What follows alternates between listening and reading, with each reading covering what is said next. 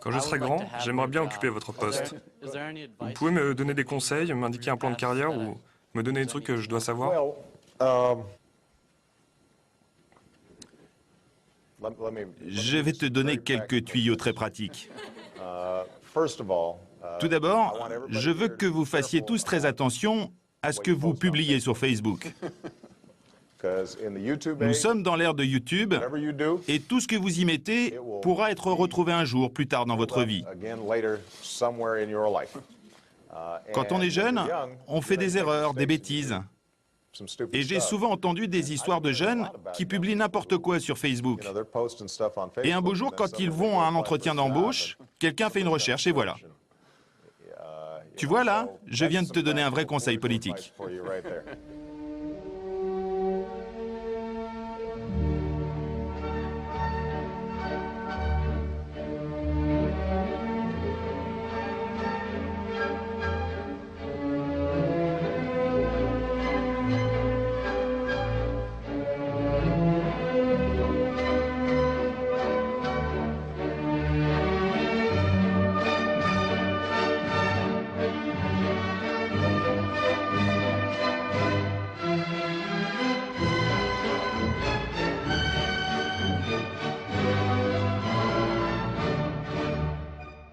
Juste après l'an 2000, Internet a connu une nouvelle révolution avec la naissance du Web 2.0. Depuis l'avènement des blogs, puis des réseaux sociaux comme MySpace, Facebook ou Twitter, n'importe qui peut publier des textes, des sons et des images sans effort, gratuitement, à volonté. Des centaines de millions d'hommes, de femmes et d'enfants se sont mis à raconter leur vie en vrac, sans limite. Et le plus souvent, on s'affiche avec son vrai nom, sa vraie photo, sa vraie famille, ses vrais copains, son vrai travail. Pourquoi ce besoin profond de se dévoiler?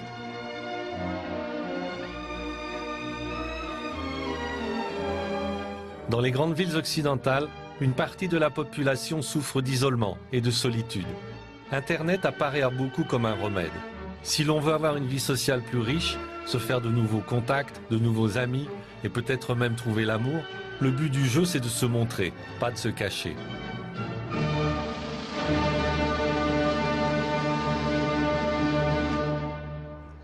Donc, vous avez quel âge?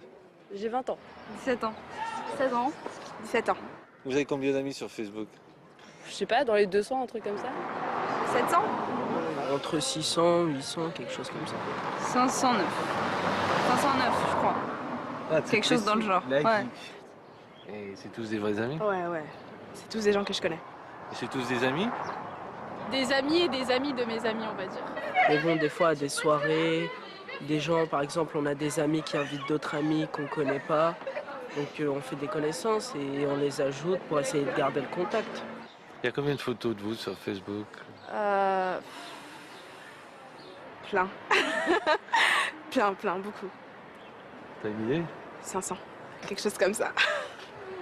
C'est quel genre de photos? Des photos de soirée avec mes amis ou des journées, enfin, quand on est entre amis, voilà, on prend des photos de nous. D'accord, et c'est important de les mettre? Bah franchement, je sais pas. C'est pour avoir des souvenirs peut-être. Les souvenirs, pas besoin de les mettre sur Facebook, vous pouvez les garder sur votre disque dur. C'est vrai, mais on est entre nous. Et tu sais que plein de gens vont pouvoir les voir. Mais ça va, j'ai sécurisé le mieux que je pouvais. Juste mes amis peuvent voir les photos. Oui, mais tes amis ils peuvent aussi prendre la photo et l'envoyer au livre. Ouais, mais je pense pas trop à ça. Pourquoi? Je sais pas. Ça te dérangerait de savoir que tu as des photos à toi qui traînent, tu sais pas où? Oh, un peu, ouais.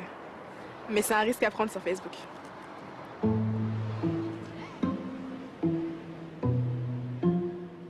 Cette insouciance est le propre de l'adolescence. Mais attention, si vous étalez votre vie privée aux yeux du monde, d'autres pourront s'en emparer et tout savoir sur vous. Or, le savoir, c'est le pouvoir. Aux États-Unis, les recruteurs d'entreprises et les comités de sélection des universités utilisent couramment les réseaux sociaux pour enquêter discrètement sur les candidats. Ils découvrent des documents intimes qui en disent plus long qu'un CV classique. Or, la France semble suivre le même chemin. Paris, première étape de mon voyage. J'ai réussi à trouver une chasseuse de tête capable de parler sans langue de bois. Claire Romanet dirige Elae, un cabinet de recrutement basé à Lyon et à Paris. Nous, en tant que chasseurs de tête, on a carrément échangé nos stylos contre des claviers, c'est sûr. Aujourd'hui, on est à 80% de notre temps sur le média Internet. Nous, chez Elae, dès qu'on a un candidat au téléphone, en même temps qu'il nous parle, on passe son nom et son prénom sur Google. Donc vous le faites pendant le coup de téléphone? On le fait en même temps. L'une des missions du recruteur est de minimiser le risque pour l'entreprise qui cherche à embaucher, donc d'éliminer les candidats hors normes ou difficiles à cerner. Ce qu'on vérifie en premier, c'est le parcours. Aujourd'hui, il y a plus de 70% des CV qui sont faussés en France. C'est des stats de la PEC, donc on sait pertinemment qu'on est même au-dessus de ce chiffre-là. Alors après, il faut faire la part des choses. Quand vous dites faussé, vous voulez dire des embellis, ou arrangés, ou bidonnés? Oui, je veux dire embellis, arrangés, bidonnés, oui, c'est le bon terme. Alors un exemple tout récent, puisqu'il date d'une dizaine de jours, un candidat qui nous intéressait d'ailleurs, qui montre sur 3 endroits différents un CV complètement différent d'une autre. Autrement dit, nous on avait grosso modo 3 grosses périodes de travail dans 3 entreprises différentes, et sur ce qu'on a pu trouver sur internet, on montait à 10 ou 11, je crois, périodes de travail dans une dizaine d'entreprises différentes.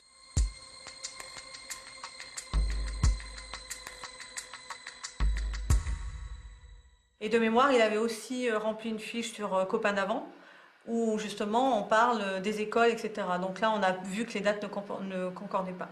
Alors Copain d'avant, c'est un site normalement purement ludique. Et là, vous vous en servez à des fins professionnelles. Alors Copain d'avant, c'est un site complètement ludique, amical en fait, au départ. Nous, on s'en sert parce que ça remonte dans les informations que Google nous donne quand on trouve les infos. Il y a aussi les blogs personnels qui arrivent en tête des résultats quand on tape le nom de leur auteur sur Google. Un blog est visible de tous, sans protection. Alors j'ai un cas de figure très précis sur un poste de chef de projet web éditorial. On a présenté une candidate qui avait une plume acérée et qui avait un blog perso où elle racontait sa vie. Alors on a présenté son dossier au client. Et en expliquant au client qu'elle avait un blog perso, donc le client est allé voir. Pas de chance, le jour où le client va voir le blog de cette candidate, la candidate rentrait de vacances et venait juste d'écrire « Oui, vous me connaissez, moi qui suis une feignasse, blablabla, blablabla. » Alors ça s'appelait Bac, parce que je revenais de vacances, bac à sable. Me voici donc de retour avec, dans le désordre, un bronzage complètement beautiful, 1 kilo en plus, une flemmasse mythologique, ainsi qu'un nouveau travail destiné à pallier les problèmes inhérents à ma dépensomanie, tout en tâchant d'avoir une utilité en ce bas monde de l'ordre de quasi nul à relativement futile. Ça n'a pas donné suite, même si le client était conscient qu'on pouvait prendre ça au second degré. À un moment, il s'est dit, son blog perso, ça porte son nom et son prénom. Si mon client final, à qui je vais confier cette candidate que je vais employer, fait la même démarche que moi et qu'il voit ça, ça sera une image négative pour mon entreprise. Ce qu'il faut dire aujourd'hui aux candidats, c'est qu'il faut faire très attention aux infos qu'on laisse, y compris sur les réseaux amicaux comme Copain d'avant ou comme Facebook, qui aujourd'hui est le vecteur le plus inquiétant, entre guillemets. Toutes ces infos restent et sont accessibles à n'importe qui. Et en l'occurrence, dans le cadre du travail, à des employeurs, à des services RH, parce qu'il n'y a pas que nous, chasseurs de tête, qui les utilisons. Les entreprises aujourd'hui qui ont des services RH sont en train de former leurs consultants justement à ces nouveaux outils pour pouvoir leur donner les moyens d'aller chercher des informations et de recouper. Fanny Bérébi, une Parisienne de 32 ans, possède une petite notoriété dans la blogosphère française, notamment grâce à sa fière devise « Coucher pour réussir, c'est toujours un bon moyen de coucher ». Avant ça, je n'avais pas cherché d'emploi dans le parcours normal depuis très longtemps, donc j'avais toujours pris soin de reprendre mon blog, de mettre en premier les articles les mieux écrits, les plus sérieux et tout ça. Et là, j'avais pas eu le temps, ça s'était fait trop vite. J'avais laissé les articles en cours et j'avais pas pensé une seconde que ça puisse être un obstacle, en fait. Moi, je parle de tout, de vraiment tout. L'idée, c'est de dire justement que je peux parler de n'importe quel sujet qui vont de balai à chiottes jusqu'à des trucs super sérieux, mais toujours avec mon style. Les nouveaux usages du web, c'est ça justement, c'est la transparence. C'est le fait que tout le monde expose des parties de sa vie qu'il choisit. Moi aujourd'hui, je préfère surexposer plutôt que de subir l'exposition que de toute façon on va me donner à un moment ou à un autre.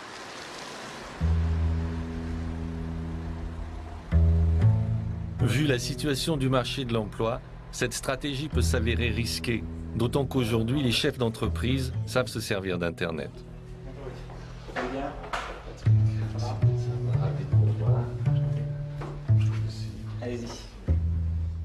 Patrick Bensaba est le patron de Business et Décision, entreprise de conseil et d'intégration de systèmes qui compte 2800 employés dans 19 pays. En fait, aujourd'hui, Google, c'est l'accès assez simple à toute cette information. Si on choisit bien les 2-3 mots-clés, on va avoir un historique d'informations, on va avoir des biographies, on va avoir des CV, on va avoir même de temps en temps des documents, par exemple des articles de presse ou des choses qui sont sorties sur une personne. Et typiquement, ça va permettre de se faire une idée générale. On a toujours eu dans les CV les 2 petites lignes en bas, je fais du cheval, de la photo et de la randonnée, j'aime les voyages, d'accord? Bon, ben ça prend une dimension un peu plus importante aujourd'hui avec Internet. C'est-à-dire que quand la personne vous dit ben, je fais de la photo, si ça se trouve, elle a un blog où elle expose ses photos. Monsieur Bensaba se sert aussi d'Internet pour en savoir plus sur ses employés déjà en poste. Quand je vois, quand je tombe par hasard, en fait c'est pas toujours par hasard, parce que de temps en temps je cherche. Une des choses que je fais quand je vais sur un site de CV, c'est déjà de voir s'il n'y a pas des CV des gens de chez moi. Et quand j'en vois, ça me gêne. Ça me gêne parce que j'ai une relation affective avec mes employés, mes salariés. Et je me dis toujours, pourquoi ils ne sont pas bien chez moi? Qu'est-ce qui se passe? Et donc dans ces cas-là, moi j'envoie le message à mes patrons d'agence en leur disant, voilà, attention, j'ai vu qu'un tel était en ce moment en train de regarder, avait mis son CV sur un site, vérifie ce qui se passe. S'il n'est pas bien chez nous, il faut qu'il dise pourquoi. C'est peut-être une bouée, c'est peut-être un appel qu'il envoie vers nous. Il faut quand même qu'on comprenne ce qui se passe. Un jour, Patrick Bensaba découvre qu'il figure dans un livre satirique sur la dureté de la vie en entreprise, L'Open Space m'a tué. Visiblement, il y a eu des fuites. Un de ses employés a parlé aux auteurs. Il y avait quelques pages en fait qui étaient consacrées, enfin qui parlaient d'une société, donc le nom était proche de Business et Décision, et c'était donc Business et Incision. Et on y décrivait notamment un patron qui tournait avec une oreillette au téléphone et dont les employés se demandaient s'il y avait quelqu'un au bout du fil ou pas, ou si c'était juste pour se donner une contenance ou pour se donner un air. Et ça m'avait embêté parce que c'était pas justifié. Et donc je me suis dit, j'ai fait un peu Sherlock Holmes et puis je me suis dit, bon, je vais regarder. Et une idée, j'ai dit Facebook. Et donc je suis allé dans la page Facebook des auteurs et j'ai regardé leurs amis. Et j'ai dit, parmi les amis, peut-être qu'il y a un nom que je connais, je vais retrouver quelque chose qui me donnera un indice. Et bingo, et effectivement, il y avait 2 noms d'employés de la société. Et donc là, c'était facile de faire le lien. Et je me suis rendu compte qu'ils avaient travaillé dans une vie antérieure dans la même boutique. Aujourd'hui, les enquêtes menées sur Internet par les directions d'entreprise se multiplient pour des motifs très divers. Laurent Agnessens, 45 ans, marié, un enfant, menait une vie plutôt agréable. Un emploi stable et bien payé, un appartement dans une banlieue verdoyante, jusqu'à sa maladie. L'hiver dernier, en 2009, je suis tombé malade. J'ai fait une dépression, on and off, avec des coups de stress, etc. J'ai même passé une journée en chirurgie ambulatoire, avec des jours de récupération derrière. Et en août 2009, j'ai été en arrêt maladie. Et donc, quand on est en congé de maladie pour dépression, quelles sont les indications? Les indications, c'est de changer les idées, partir un maximum en week-end et de se mettre au vert. D'arrêter de se mettre au vert. Et donc, de ne pas rester confiné chez soi. De sortir. Mon docteur me conseillait de partir en week-end fréquemment, de sortir, voir les copains, etc. Et de t'amuser, tout ça. De m'amuser. Donc j'ai aidé un ami à co-organiser le Tattoo Art Fest, le salon international du tatouage, qui se déroule chaque année sur 3 jours. Et donc j'ai une amie qui a pris une photo de moi à vélo au Parc Floral et qui l'a mise sur mon profil Facebook. Pendant mon arrêt maladie, j'ai reçu une lettre de convocation en vue d'un licenciement. Convocation à laquelle je suis allé. Et là, on m'a principalement reproché d'être présent, que mon nom soit présent sur plusieurs sites web, me citant comme co-organisateur du Tattoo Art Fest, et un article de presse également, et puis cette fameuse photo de Facebook où je n'ai pas l'air malade. Qu'est-ce qu'ils t'ont dit exactement là, sur cette photo, Sur cette photo, textuellement, c'est quand on est malade, on est dans son lit et on n'est pas sur un vélo dans un parc. 8 mois après son départ forcé, Laurent Agnessens était toujours au chômage. Désormais, un document trouvé sur Internet peut servir de motif de licenciement, même dans la fonction publique. À Nîmes, un surveillant de lycée l'a découvert à ses dépens. Julien Combe, célibataire, 32 ans, habite un petit 2 pièces en centre-ville. Ah, vous voilà. Bonjour, enchanté. Voilà. Moi, mon but, c'était donc de devenir instituteur, professeur des écoles. Donc j'ai passé le concours une première fois et je l'ai raté.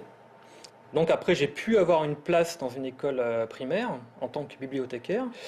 Et suite à ça, j'ai donc eu ce poste dans un lycée en tant que surveillant. Il n'y a pas qu'en se sente pourtant, ils existent la plupart. Le jour, Julien Combe mène la vie rangée d'un employé de l'éducation nationale. Mais la nuit et le week-end, sur Internet, il se transforme en militant d'extrême gauche et en humoriste engagé. Son pseudo, Julot Rigolo. Je m'assois sur le trône et je prends un Gaston. Mais bon, jamais plus qu'une demi-heure, hein, ou 3/4 d'heure. Après, ça se voit. Les vidéos sont divisées en 2 parties, une partie humoristique et une partie politique qui n'a rien d'humoristique en fait, qui est une partie idéologique, mais vraiment idéologique.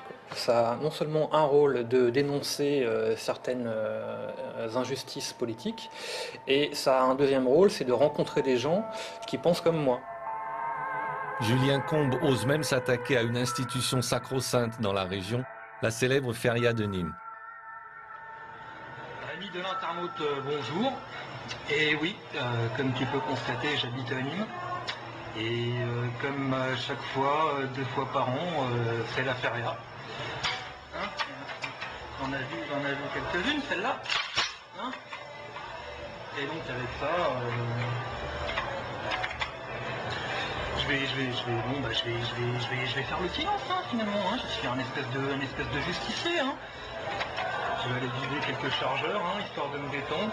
Hein. Si d'après, peut-être que je pourrais dormir. Ah, allez, à tout à l'heure.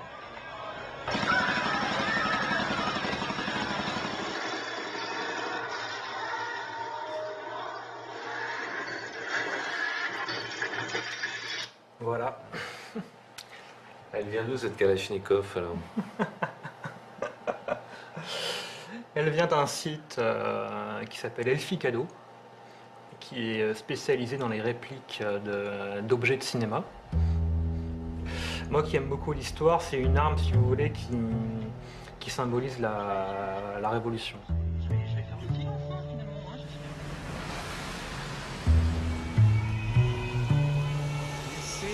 Albert Camus. En plus, il porte bien son nom, hein. Ouais. Tu as travaillé pendant 3 semaines. D'accord, alors un que mois. tu comptais faire toute ta carrière dans 6 ans. l'éducation. Je devais rester 6 ans normalement. D'accord. Ouais.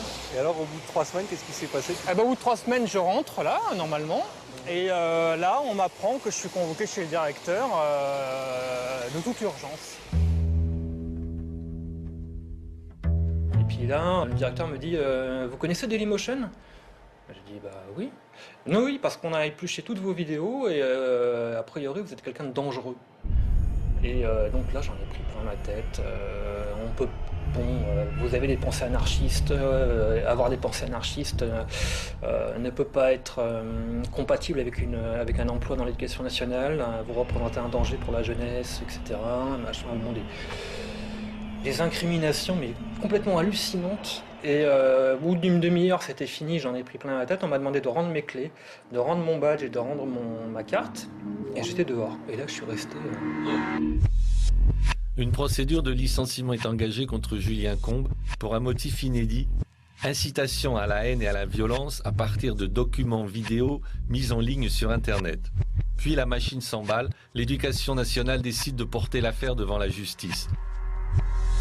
Moi, je me suis retrouvé avec une convocation de la police, donc je m'y suis rendu, j'ai été interrogé pendant quelques heures. Et donc, suite à cet interrogatoire, moi je pensais après rentrer chez moi, non, j'ai été emmené avec 2 policiers en voiture banalisée, civile, pour une perquisition de mon appartement. Donc là, je tombais dans le grand banditisme. La justice engage des poursuites et la Kalachnikov factice est confisquée. Mais Julien Combes refuse de céder. Il a laissé ses vidéos sur Dailymotion et il a même contre-attaqué. J'assume parfaitement ces vidéos qui sont parodiques, qui sont rigolotes, quoi. Il n'y a pas de quoi en faire un plat, quoi. Donc j'ai trouvé une avocate qui est l'avocate de la CGT de Nîmes. Et donc j'ai porté plainte pour licenciement abusif. On ne licencie pas quelqu'un sur ce qu'il fait en dehors de son travail, on le licencie pour une faute professionnelle. On ne peut pas licencier quelqu'un pour ce qu'il fait dans sa vie privée ou dans ses loisirs. Même si Julien Combes décide un jour de retirer ses vidéos, il n'y arrivera pas, car elles ont été recopiées un peu partout, par des admirateurs et par des détracteurs. Il n'est plus maître de son personnage sur le net. Madame X, pour sa part, n'a jamais mis d'informations personnelles sur Internet. D'autres s'en sont chargés, ce qui a failli la détruire. En 2002, la justice enquête sur un supposé scandale financier au sein d'une organisation caritative qui fait la une des médias. J'étais directrice d'une grande association pour laquelle je travaillais depuis environ 15 ans. Un jour, une adhérente a déposé plainte pour abus de biens sociaux. La brigade financière m'a donc demandé de venir les voir. Bien sûr, j'ai accepté dans le cadre de l'instruction de cette enquête. Et dès que je suis arrivée, j'ai été mise en garde à vue. À l'issue de cette garde à vue, j'ai été transférée au tribunal, enfin devant un juge d'instruction. Et le juge d'instruction m'a mise en examen pour abus de confiance. Je me suis retrouvée 2 jours plus tard dans la rue, mise en examen, et avec une grande surprise, c'est que toute la presse parlait de moi. De nos jours, la presse écrite, ce n'est plus seulement du papier qu'on jette le lendemain, ce sont des sites internet permanents. Les articles restent en ligne indéfiniment, comme si on les republiait chaque jour. Et grâce au moteur de recherche, on les retrouve très facilement. Privée d'emploi, Madame X se met à chercher du travail, mais Internet l'empêche d'en trouver. Lorsque je me présentais à des postes, je pouvais être retenue en shortlist, mais il arrivait effectivement que les DRH prennent des renseignements sur mon compte, tapent mon nom sur Google tout simplement, et ce qui sortait en première intention sur Google, c'était les articles de l'Express, c'était les articles du Parisien. Puis un jour, effectivement, j'ai reçu un courrier me disant que voilà, j'étais lavée de tout soupçon, et j'étais très contente d'avoir ce non-lieu. Restait le problème d'Internet. Bien entendu, les médias ne mentionnent pas que la justice a innocenté Madame X. Pire, les articles accusateurs sont recopiés et commentés à l'infini par des petits sites indépendants hors de tout contrôle. Sur Internet, Madame X reste une éternelle suspecte. J'avais honte que mon nom soit ainsi galvaudé, j'avais honte que ma fille porte mon nom. Bon. Il se trouve que voilà, j'étais dans une période de ma vie où j'étais à peu près solide, donc j'ai pu tenir bon, mais j'ai beaucoup souffert.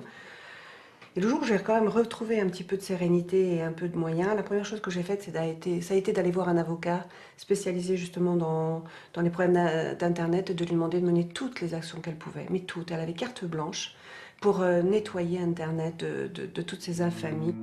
Elle réussit à faire retirer son nom de certains sites de presse, mais cela ne sert plus à grand-chose. On a contacté des sites individuels, des blogs, des petits sites associatifs. Bon, il y en avait un paquet comme ça de gens qui avaient repris cet article, etc. Et pour certains, on n'arrive d'ailleurs pas à trouver la source même, hein, tellement l'univers est complexe d'Internet. Pour remonter à la source même du site, on n'y arrive pas. Et pour certains, ils refusent de le faire. Donc je vais devoir engager une procédure pénale à leur encontre. Pour Madame X, comme pour beaucoup de victimes, le droit à l'oubli restera un rêve hors de prix et souvent inaccessible.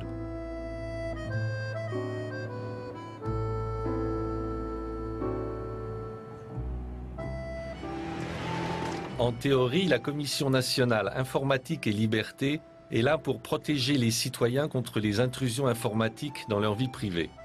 Mais la puissance de l'Internet, réseau planétaire, pose à la CNIL des problèmes inédits et peut-être insolubles. J'étais étudiant et j'ai fait beaucoup de sport. Donc il m'est arrivé de montrer mon derrière dans différentes circonstances, et notamment effectivement une fois à la Saint-Nicolas à Lille. Et effectivement la réflexion que je me fais, c'est que aujourd'hui quand je raconte ça, ça laisse tout le monde indifférent, ça fait sourire. Mais c'est vrai qu'après tout, si ça se produisait aujourd'hui, ça pourrait me suivre pour l'éternité, cette affaire, si on m'avait photographié à l'époque, etc. Et donc je me dis qu'au fond, pour une banale soirée estudiantine, on peut voir sa vie compliquée ensuite. Ça n'a pas de sens. Quand on y réfléchit bien, c'est même incroyablement navrant d'en être là. Donc c'est pour ça que j'insiste bien sur cette nécessité du droit à l'oubli comme une conception philosophique.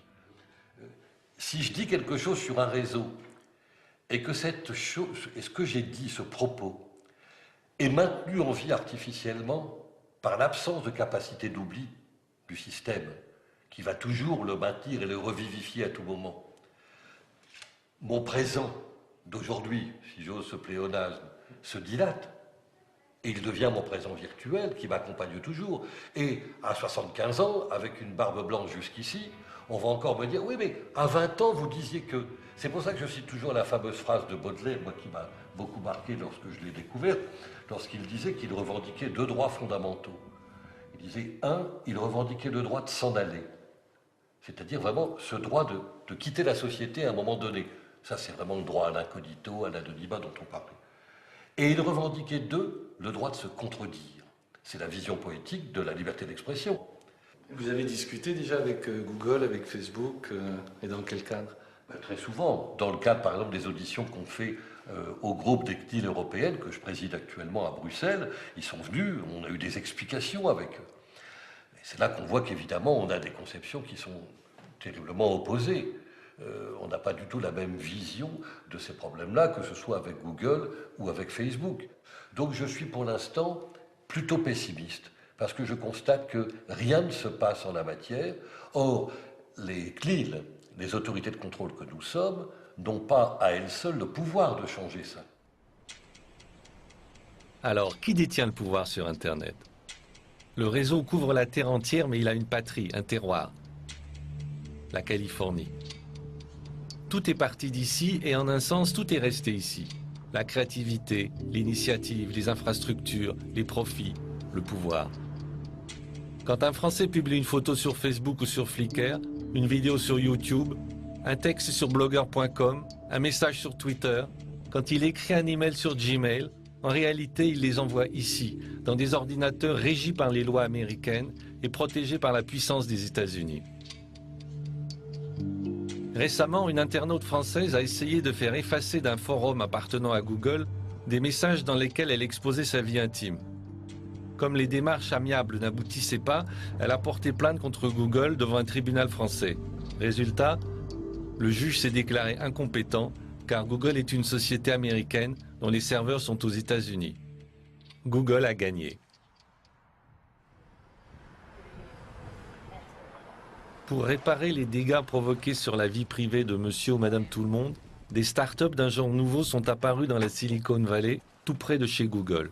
Au pays de la libre entreprise, la reconquête de l'anonymat est déjà un business. Bienvenue. Merci. Je suis content que vous êtes ici. Au revoir. Et donc, Nous sommes ici au bureau, ça c'est notre headquarters de Reputation Defender, où nous défendons la vie privée de nos clients. Et vous voyez ici quelques pays où se trouvent nos clients. Voici quelques-uns de nos ingénieurs. Notre directeur scientifique, Madhu Tarani, qui a un doctorat de robotique de Carnegie Mellon, un type très intelligent. Et voici notre ingénieur en chef, Tom, qui a un doctorat de physique de Harvard, entre autres.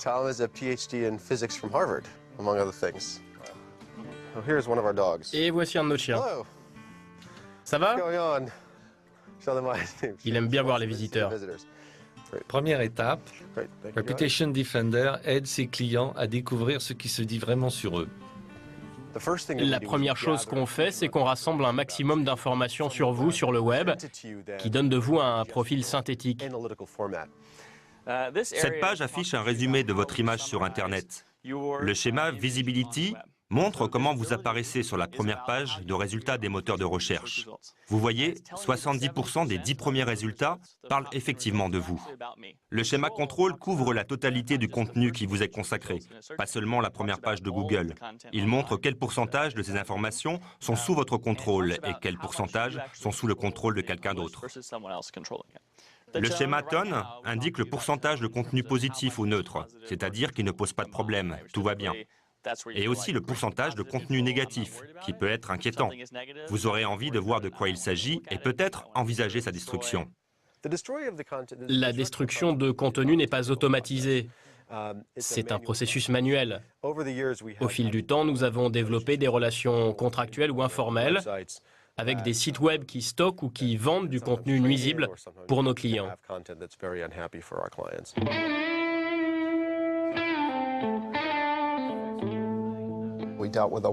Nous avons eu comme cliente une femme qui venait de mettre fin à une liaison amoureuse.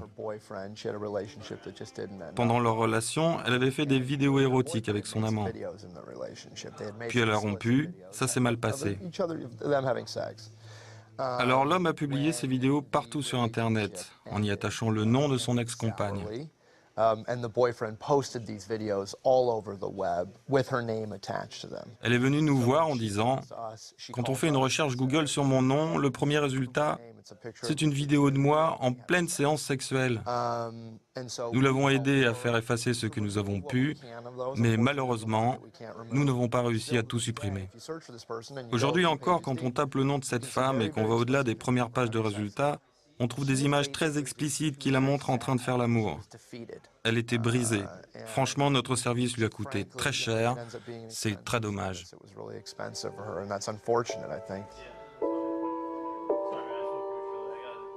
Si un client veut seulement être informé, Reputation Defender lui propose un abonnement de 99 $ par an. Mais s'il veut supprimer ou ajouter du contenu, la facture peut très vite atteindre des milliers de dollars. Si vous trouvez un document qui vous déplaît, et s'il existe une raison juridique pour inciter le site à le retirer, nous pouvons carrément le faire supprimer. Si c'est un document qui ne peut pas être retiré, nous pouvons le faire descendre dans les résultats de Google afin qu'il ait moins d'impact sur votre vie. Le client va nous fournir un CV ou même nous donner accès à sa page Facebook ou LinkedIn. Avec ça, nous allons récolter des informations utiles. Ensuite, notre équipe de rédacteurs professionnels va vous créer un nouveau profil et des biographies. Tout ça sera publié sur des sites qui nous appartiennent ou sur des sites externes dont nous tirons parti. Et nous nous arrangeons pour que ces nouvelles pages apparaissent en tête des résultats des moteurs de recherche. Car il ne suffit pas d'avoir une biographie quelque part sur Internet. Le but est de dominer vos résultats. Si vous voulez établir votre marque personnelle, il faut que lorsqu'on tape votre nom, la première impression qu'on ait de vous soit celle que vous aurez choisie. Pourtant, le problème s'aggrave de jour en jour, car d'autres entreprises innovantes mettent en place des systèmes d'analyse des données personnelles de plus en plus efficaces. Une société californienne réalise des évaluations individuelles en se basant sur les listes d'amis qu'une personne possède sur les réseaux sociaux. Elle analyse la qualité de vos amis, leur comportement, et à partir de là, elle va déterminer si vous êtes fiable ou non. Si votre banque peut prendre le risque de vous accorder un prêt ou non. Reputation Defender semble promise à un bel avenir, car bientôt il faudra payer pour disposer d'un quart d'heure d'anonymat. D'autres jeunes Californiens ont décidé de se protéger contre la surveillance du réseau et l'analyse de leurs données personnelles. Ceux-là ne sont pas des hommes d'affaires, ce sont des rebelles, des hackers militants. Ils ont inventé des logiciels permettant de surfer sur le net en restant anonymes et invisibles. Bonjour, ça fait plaisir de vous voir. Ils sont bien vos nouveaux locaux? Plus grands que les anciens? Oui, c'est 5 fois plus grand.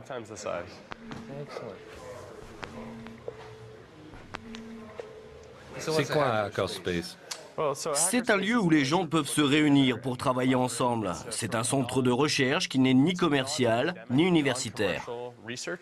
Mais l'activité centrale, c'est le hacking informatique. Oui, oui, l'activité centrale, c'est le hacking informatique.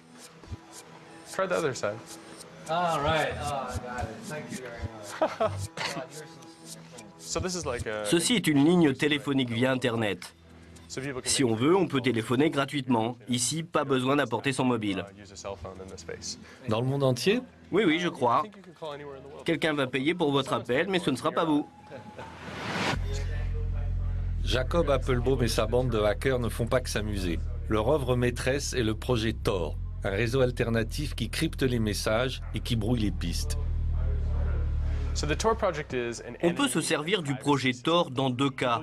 Premièrement, pour contourner les systèmes nationaux de blocage, de filtrage et de censure. Et deuxièmement, pour protéger sa vie privée et son anonymat. Il suffit d'installer un petit logiciel sur votre ordinateur, c'est gratuit, et quand vous l'activez, vous donnez à votre navigateur l'ordre de se connecter au réseau Tor. Tor, c'est un réseau de serveurs répartis dans le monde entier. Par exemple, Noisebridge en gère un, et chacun est un relais. Disons que vous êtes ici et que vous voulez envoyer un email à Canal+ à Paris. Si vous le faites passer par le réseau Tor, il ira par exemple en Espagne. Puis en quittant l'Espagne, il va peut-être choisir de transiter par le Japon. Et du Japon, il ira au Chili. Et enfin, du Chili, il va quitter le réseau Tor pour aller en France. Et du coup, les Français verront seulement que le message a été envoyé du Chili. Et ceux qui nous surveillent ici aux États-Unis verront un message partir en Espagne. Mais ils ne verront pas qu'il a transité par le Chili et encore moins qu'il est arrivé en France. L'Agence fédérale de sécurité nationale surveille tous les habitants de San Francisco. Sa station d'écoute est installée chez AT&T. Ils interceptent toutes les communications de la ville. Mais si vous utilisez Tor, ça leur sera très difficile de vous surveiller. Pour les habitants des pays où se pratique le blocage et le filtrage du web, Noisebridge a mis au point un téléphone anti-censure. Regardez, ce téléphone est assez génial. Nous avons installé Tor sur le système d'exploitation Android. Par exemple, si votre téléphone n'a pas accès à YouTube parce que vous êtes en Turquie et que les télécoms turcs bloquent YouTube, vous cliquez sur un bouton et hop, vous pouvez regarder ou charger des vidéos sur YouTube. Tor vous permet d'éviter ces pratiques de surveillance du trafic Internet qui sont très courantes dans le monde entier. Pour les utilisateurs de réseaux sociaux qui ont renoncé par avance à toute protection, les hackers ne peuvent pas grand-chose sinon les mettre en garde, car ils connaissent bien le fonctionnement des sociétés comme Facebook. Moi, je me sers de Facebook et j'ai des amis qui utilisent uniquement Facebook et plus du tout leur email. Chacun fait ce qu'il veut, mais vous risquez de regretter d'avoir fait don de tous les détails de votre vie privée à une société qui, historiquement, est connue pour ne pas se soucier de la protection de votre vie privée. Les gens de Facebook ont un intérêt commercial à décrypter votre comportement social, voir qui sont vos amis et ce que vous faites ensemble. Il ne s'agit pas seulement de Facebook en tant qu'entreprise privée, vous savez, car elle a aussi des liens avec le gouvernement des États-Unis. Alors, si vous êtes un adolescent français et que vous publiez toutes vos infos sur Facebook, bienvenue dans le monde de l'hégémonie américaine.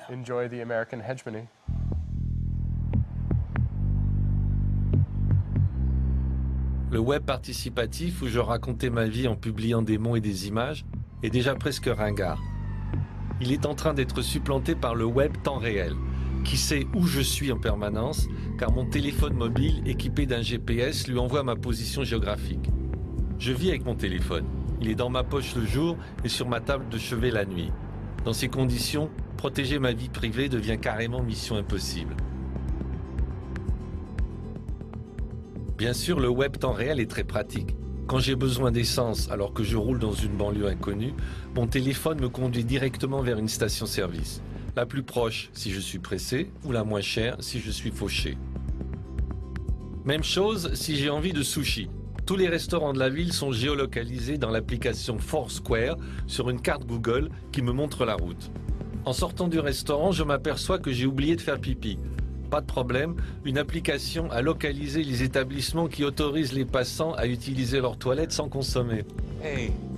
Ainsi, sans m'en rendre compte, je raconte ma vie d'une nouvelle façon, sous forme de coordonnées de latitude et de longitude, qui sont sans doute stockées quelque part à mon insu.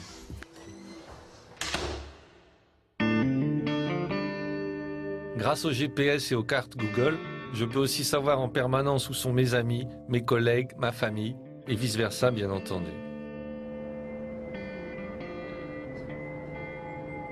Samedi soir à San Francisco, j'ai envie de revoir un copain français installé ici. Salut, je m'appelle Ludovic. Salut, moi c'est Nathalie, enchantée. Tu viens d'où? De France. Visiblement, Ludovic a envie de passer la soirée dans ce bar. Et bien sûr, il possède un smartphone géolocalisé en permanence. Tu connais cette application? Fais voir, ça s'appelle Je suis ici? Ouais, c'est nouveau, tu tapes juste l'adresse email de la personne que tu attends.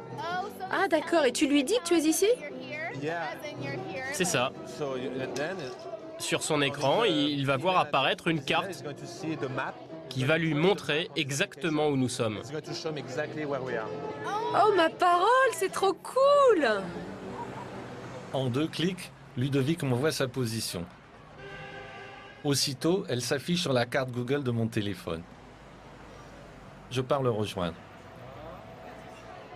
De la même façon, Ludovic me voit approcher sur sa carte.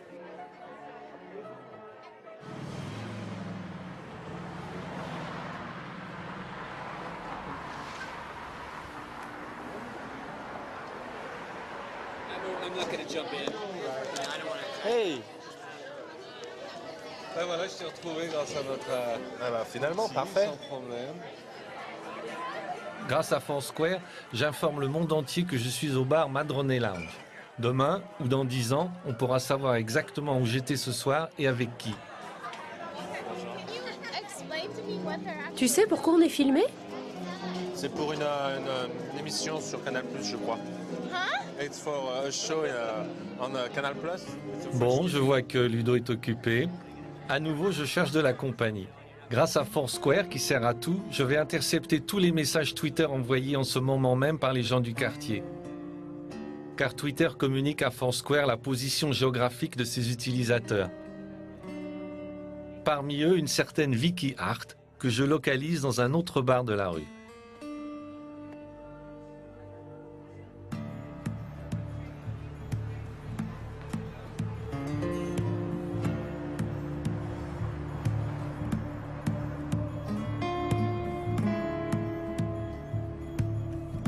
Et la voilà, trop facile.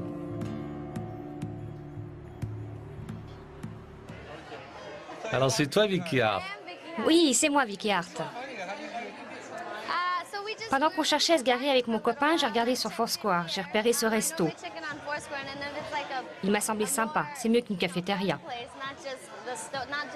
Alors j'ai envoyé un message pour que tous mes amis sachent où je suis en train de dîner. Un message Twitter? Oui, je croyais que je l'envoyais juste à mes amis. Je n'avais pas réalisé que tous les gens du quartier pouvaient le lire. Et tu vas être plus prudente maintenant que tu as compris que n'importe qui pouvait te localiser? Non, ça n'a rien d'effrayant. En fait, c'est plutôt fun. Alors à bientôt, Vicky. Si Twitter te localise à nouveau, je le saurai et je te retrouverai à ma convenance. Plus tard dans la nuit, j'ai envie de découvrir un autre quartier chaud de San Francisco. Cette fois, je vais me faire aider par un expert, Anand Venkataraman, directeur technique de la société Sense Networks, qui a créé l'application CitySense. Pour sa démonstration, Anand m'a donné rendez-vous dans un quartier désert. C'est vraiment très tranquille ici. Essayons de trouver un endroit plus vivant. Oui, on voudrait s'amuser un peu. Montre-nous comment on trouve un lieu un peu chaud dans cette ville. Ouais, pas de problème. CitySense, c'est vraiment très cool. On l'active et elle mesure le niveau d'activité dans la ville en temps réel. Regarde, nous sommes ici. Là, on voit que du gris et du bleu. Ça veut dire qu'ici, il ne se passe rien. Il y a 3 personnes en tout dans ce coin. D'une pression du doigt, CitySense va nous indiquer en temps réel les rues où se concentre la vie nocturne. Tu vois tous ces points? Il dessine une carte des lieux les plus chauds. L'intensité de la couleur indique le niveau d'activité de chaque zone. Et quand c'est rouge vif? C'est chaud bouillant. Il se passe plein de choses là-bas. Plein de gens se retrouvent. Regarde aussi ces numéros, c'est notre sélection. Le numéro 1 indique l'endroit le plus fréquenté selon nos calculs. Au coin de Market Street et de Bill Street. Voilà un de nos points chauds. Encore 2 rues et nous y sommes. C'est à gauche.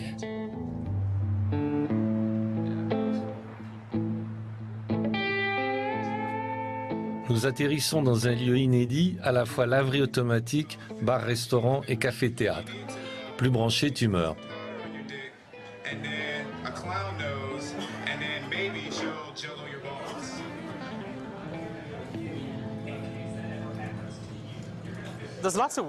Il y a des tas de façons de détecter l'activité.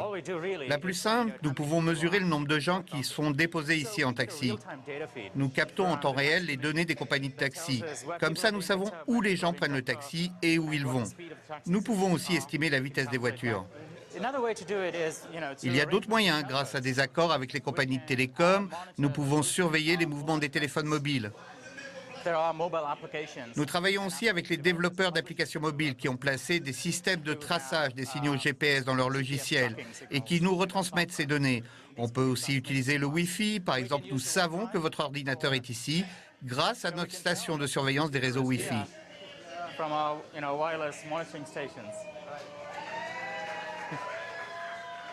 La beauté de notre système, c'est qu'il fait feu de tout bois. Il est capable de gérer n'importe quel type de données de mobilité afin de déterminer où se concentre l'activité. Les clients de CitySense ne seront pas les utilisateurs finaux, mais des sociétés ou des organismes désireux d'analyser et de prédire les comportements d'une foule et de la segmenter par catégorie ou par tranche d'âge. Les bandes de jeunes fêtards possèdent une forte entropie, c'est-à-dire qu'ils ont beaucoup d'énergie, ils bougent sans arrêt.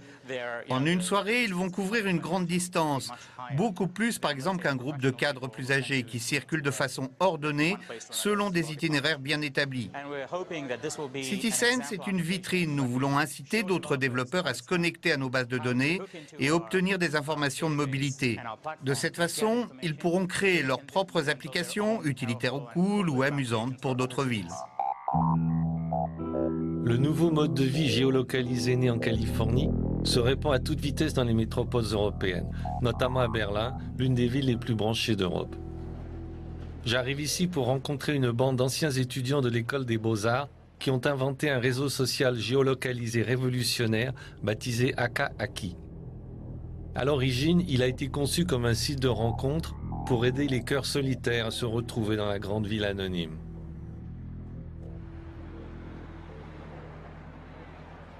J'ai rendez-vous au bar Oberholz avec l'un des créateurs d'Aka-Aki, Roman Hansler, 28 ans, encore étudiant et déjà entrepreneur.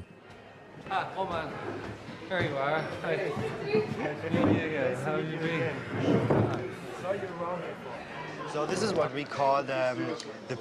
Voici l'écran montrant les gens inscrits sur Aka-Aki qui se trouvent près d'ici. Il y en a 10, dont 6 sont assez proches pour être rejoints à pied, à moins de 500 mètres.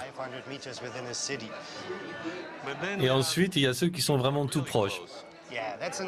Oui, c'est la catégorie suivante. Ceux-là sont probablement dans ce bar en ce moment. Tu m'as dit qu'on pourrait rencontrer des filles avec ce truc. Alors montre-moi.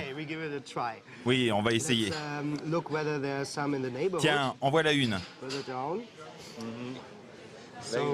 Leila Lee. On peut lui demander. Elle est tout près. Envoyons-lui un message pour voir si elle a envie de venir. Nous essayons d'attirer Leila Lee, de son vrai nom Stéphanie, 27 ans, hétéro, habitant le quartier Schönenberg. 1 heure plus tard, elle arrive tranquillement. Grâce à Akaaki, elle savait que nous étions encore ici.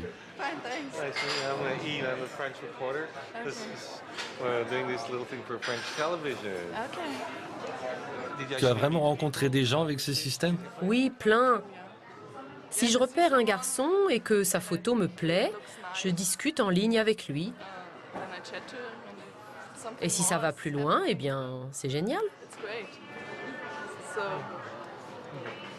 Mais tu es bien consciente que tous ces hommes savent où tu es. Bien sûr, mais ils ne savent pas précisément. Ça fait partie du jeu. Et tu peux nous en dire un peu plus sur ce jeu? Je sais que quelqu'un est au coin de la rue, mais je ne sais pas exactement où. C'est assez excitant. Akaaki permet ainsi à chacun de se créer une tribu que l'on sent vivre autour de soi en permanence.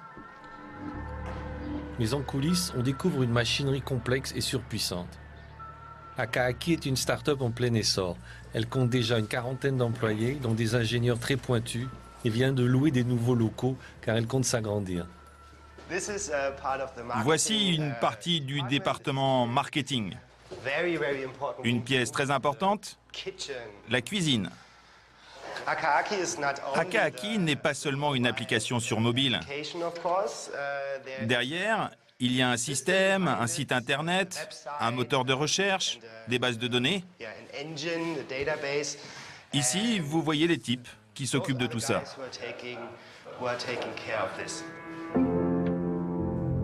Akaaki exploite à fond les fonctionnalités des nouveaux téléphones pour décupler leur capacité à se localiser en permanence. Grâce aux émetteurs Bluetooth, installés au départ pour faire fonctionner les oreillettes sans fil, mais aussi aux connexions Wi-Fi, aux relais GSM et au GPS. Et même si vous n'êtes pas membre d'Akaaki, votre téléphone, votre PC portable ou votre GPS de voiture le sont peut-être, à votre insu. Akaaki ne localise pas seulement ceux qui se sont inscrits. En fait, il détecte tous les appareils qui se trouvent dans les parages. Dans ce bar, par exemple, il y a des ordinateurs et d'autres appareils équipés de Bluetooth. Akaaki les voit tous. On peut aussi voir le nom de certains propriétaires qui ont décidé d'utiliser leur vrai nom comme identifiant Bluetooth. Par exemple, Sven Knut, c'est un PC. Sven n'est pas membre de Akaaki, mais le système lui a quand même créé une page. Tous ces gens ne sont pas au courant, mais ils ont un profil chez nous. Ainsi se développe en silence un réseau informel capable de détecter la position et les déplacements des smartphones et des PC portables équipés de Bluetooth, même s'ils ne sont pas connectés à Internet. Un jour, un membre d'Akaaki a intégré l'ordinateur de la caisse du bar dans ce réseau virtuel et lui a créé un profil, d'un clic, sans prévenir personne. Depuis, l'ordinateur détecte à son tour les appareils des clients. Il mémorise leur présence et publie ces données sur le réseau. Tout se passe automatiquement entre machines.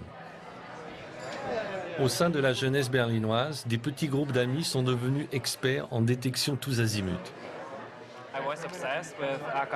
Dès que je l'ai testé, j'ai aimé Akaaki et je m'en suis beaucoup servi.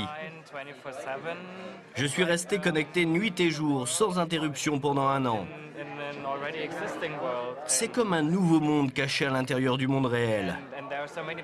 La plupart des gens n'y ont pas accès car ils n'ont pas Akaaki. Ils ne savent même pas que ça existe. C'est un peu comme une société secrète. Oui, c'est ça, une société secrète. Quand je rentre chez moi le soir, je vois si ma voisine est chez elle ou pas. Mais comment tu sais qu'elle est chez elle? Parce que je vois le signal Bluetooth de son mobile qui diffuse son nom. Et je vois aussi la liste des gens qu'elle a rencontrés au cours de la journée. C'est un peu de l'espionnage quand même. Oui, oui, c'est un peu de l'espionnage. Alors pourquoi tu fais ça si c'est pas bien? Justement parce que c'est pas bien. C'est vous, Poutsi? Non, c'est pas vous. Il n'y a pas de Poutsi ici. Alors c'est vous? Je voudrais savoir, est-ce que vous êtes Poutsi? Non, c'est pas vous non plus. Poutsi, c'est un nom de fille en allemand? Akaaki a repéré un client inconnu dont l'ordinateur diffuse le nom Poutsi. Désolé de vous déranger. Cet ordinateur est équipé de Bluetooth? Oui. Alors vous appelez Poutsi? Oui. Enfin, mon ordinateur s'appelle Poutsi. Et vous? Moi, c'est Aviv. Aviv? Oui, Aviv, comme Tel Aviv. Donc je vous vois sur mon mobile, je sais que vous êtes ici, je sais que vous êtes déjà venu et que vous vous faites appeler Poutsi. Je n'ai rien à cacher. Alors ça vous est égal? Complètement. Je n'ai vraiment rien à cacher. Si un autre membre de Akaaki rencontre votre ordinateur, nous le saurons tous et nous pourrons vous pister à travers la ville. Et alors? Que va-t-il m'arriver quand vous m'aurez pisté? Pour profiter de ces technologies, il y a un prix à payer. Nous devons tous renoncer à une partie de notre vie privée. On me dit sans arrêt qu'on peut m'observer à travers la caméra de mon PC, ou je ne sais quoi. Mais puisque je n'ai rien à cacher, je vis au grand jour, au vu de tous. Ça m'est égal de payer le prix. Vous pouvez passer votre vie à penser qu'à ça, et devenir parano en vous demandant sans arrêt qui vous suit en ce moment, mais j'ai décidé de ne pas m'en faire. Comme Aviv, beaucoup de jeunes Berlinois semblent avoir renoncé à la protection de leurs données personnelles et préfèrent vivre dans la transparence intégrale. Est-ce la solution d'avenir?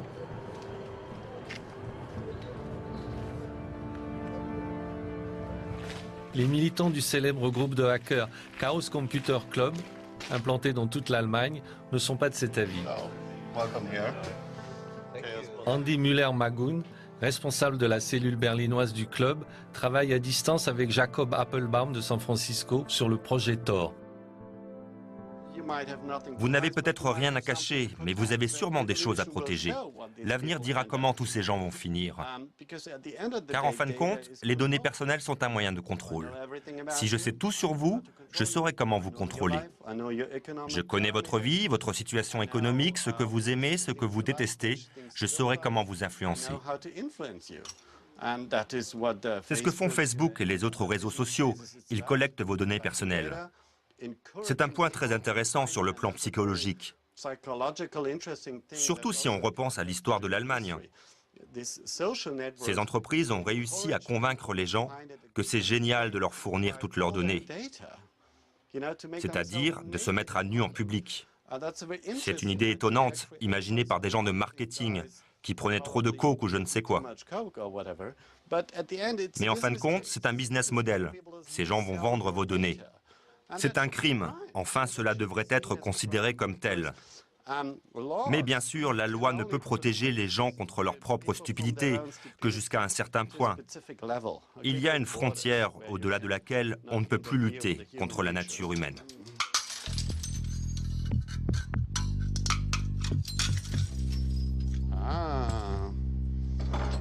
C'est pas beau, ça? Ce sont des données. Regarde là, c'est toi.